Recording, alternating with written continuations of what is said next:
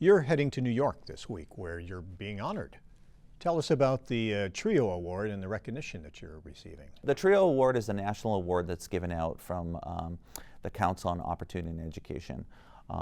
It really is a program specifically through the Student Support Services program at SUNY Plattsburgh. That's where I'm being recognized as a first-generation student, and I also have dyslexia, and that program has an entry point as first-gen individuals with disabling conditions, certain economic, so on and so forth, but it's a recognition of my involvement in public service in my ongoing work over at SUNY Plattsburgh. And TRIO refers to U.S. federal programs. There's, well, I think it was originally named for 3. There were 3, and now there are 6 programs. And as you mentioned, helping disadvantaged students and first generation. And first generation students. So Upward Bound is another example of one of the programs here. And I can tell you that it is people like Michelle Carpentier, or Dr. Michelle Carpentier, who was the former program director when I started, retired as the director of special programs, who became my North Star.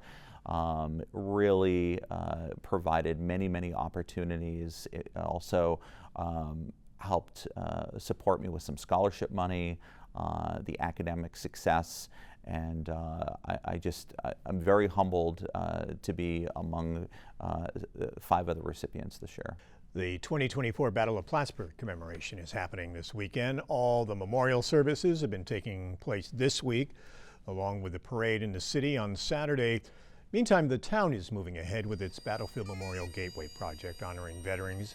The town held a ceremony there last month on Purple Heart Day, recognizing local veterans who have been awarded Purple Heart medals. There was a ceremonial walk around the new Purple Heart Trail there at the Veterans Memorial. That was a special evening.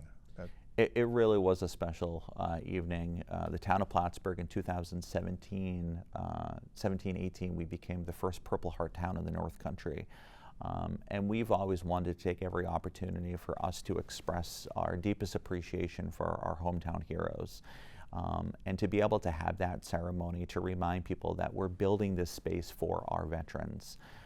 It's a space where we can come together as a community to honor them, to thank them, to help tell their stories, and then obviously connect with the larger American story as it relates to the Battle of Valcour and the American Revolution and the Battle of Plattsburgh. So we're making great progress on the park.